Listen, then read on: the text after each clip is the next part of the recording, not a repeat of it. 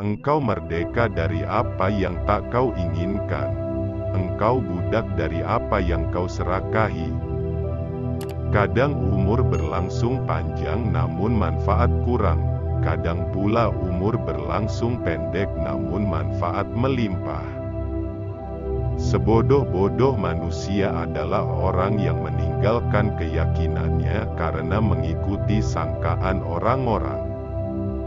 Jangan sampai tertundanya karunia Tuhan kepadamu, setelah kau mengulang-ulang doamu, membuatmu putus asa, karena Dia menjamin pengabulan doa sesuai pilihannya, bukan sesuai pilihanmu, pada waktu yang diinginkannya, bukan pada waktu yang kau inginkan.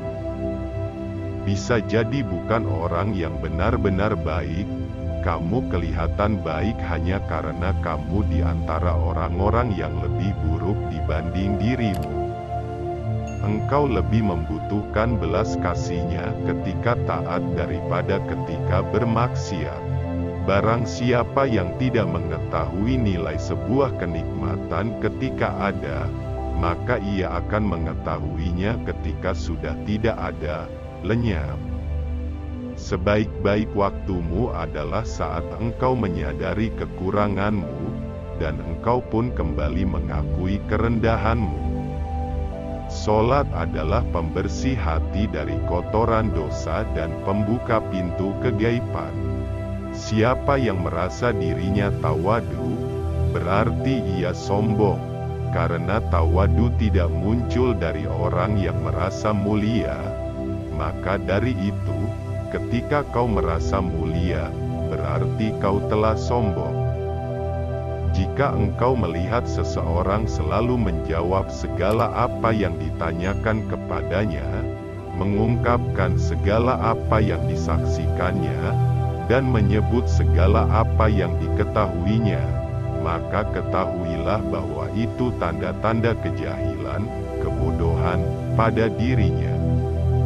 Tanamlah dirimu dalam tanah kerendahan, sebab segala sesuatu yang tidak ditanam maka hasilnya tidak akan sempurna. Seseorang tidak disebut mencintai kalau masih meminta sesuatu dari yang dicintai.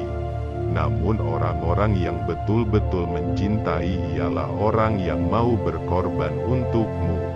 Maka sesungguhnya orang yang mencintai ialah orang yang memberimu, bukan orang-orang yang minta diberi pemberianmu. Keinginanmu agar orang lain mengetahui keistimewaanmu adalah bukti ketidakjujuranmu dalam menghambakan diri kepada Allah. Siapa yang tidak mendekat kepada Allah, padahal sudah dihadiahi berbagai kenikmatan, maka akan diseret agar mendekat kepadanya dengan rantai cobaan. Di antara tanda matinya hati adalah tidak adanya perasaan sedih atas ketaatan yang kau lewatkan, dan tidak adanya perasaan menyesal atas kesalahan yang kau lakukan. Lipatan hakiki adalah kau melipat jarak dunia sehingga kau melihat akhirat lebih dekat ketimbang dirimu sendiri. Di antara tanda-tanda orang yang senantiasa bersandar kepada amal-amalnya adalah kurangnya ar-raja, rasa harap kepada rahmat Allah di sisi alam yang fana. Apabila Allah telah membuatmu jemu dengan makhluk, maka ketahuilah bahwa Dia hendak membukakan pintu kemesraan dengannya. Jangan kau temani atau kau jadikan guru orang-orang yang perilakunya tidak membangkitkan kamu kepada Tuhan dan kata-katanya tidak menunjukkan kamu kepada Tuhan. Kau harus tetap menghadiri majelis ilmu meskipun masih melakukan maksiat. Jika hari ini tidak mendapatkan manfaat, mungkin esok kau akan mendapatkannya. Ketahuilah, satu kali duduk di majelis seorang ulama yang tulus, dapat membuatmu berubah dari sosok pelaku maksiat menjadi hamba yang taat dan takut kepada Allah. persahabatanmu dengan orang awam yang tidak merestui hawa nafsunya lebih baik dibandingkan persahabatan dengan pemuka agama yang merestui nafsunya. Istirahatkan dirimu atau pikiranmu dari kesibukan mengatur kebutuhan duniamu, sebab apa yang sudah dijamin diselesaikan oleh selain kamu, tidak usah engkau sibuk memikirkannya. Kau tunduk kepada alam selama belum melihat penciptanya. Jika kau telah menyaksikannya, maka alam akan tunduk kepadamu. Amal yang kosong dari ikhlas sama sekali tidak berarti, bagaikan jasad tanpa ruh. Keikhlasan merupakan ruh yang menjadikan setiap amal bermakna.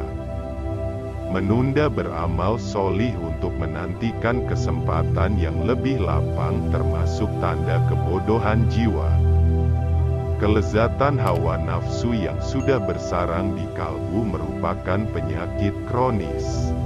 Jika pagi datang, orang yang lalai akan berpikir apa yang harus dikerjakannya, sedangkan orang yang berakal akan berpikir apa yang akan dilakukan Allah kepadanya.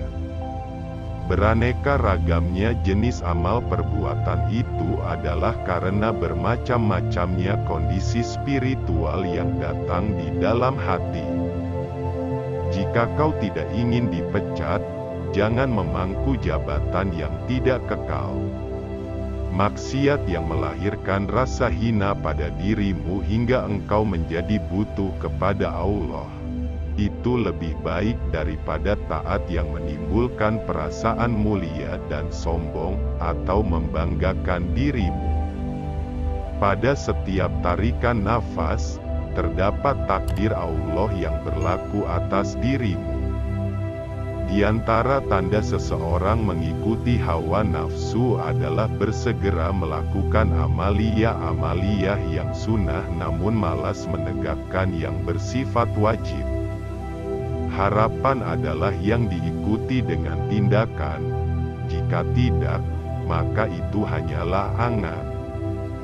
Salah satu tanda seseorang hanya bergantung pada amal, bukan rahmat Allah, adalah berkurangnya harapan kepada Allah saat berbuat kesalahan. Tatkala berkurang apa yang membuatmu senang, maka berkuranglah pula apa yang kau sedihkan. Bila mana Allah menggerakkan lidahmu untuk meminta, maka ketahuilah bahwa Allah ingin memberi. Tak ada yang sulit jika engkau mencarinya melalui Tuhanmu. Tak ada yang mudah jika engkau mencarinya melalui dirimu sendiri. Jangan kau tuntut Tuhanmu karena tertundanya keinginanmu, tetapi tuntutlah dirimu karena engkau telah menunda adabmu kepada Allah.